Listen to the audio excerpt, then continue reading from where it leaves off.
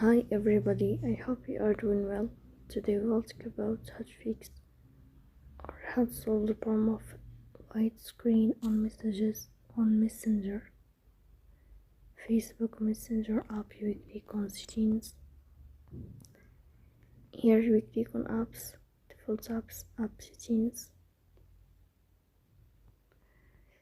Then you will search about Messenger. Here we click on first stop and we click OK. Then we'll enter to storage. Here we click on clear cache. Then we'll turn on your airplane mode and we'll turn off your airplane mode again to fix that problem. So please don't forget to support us by like and subscribe.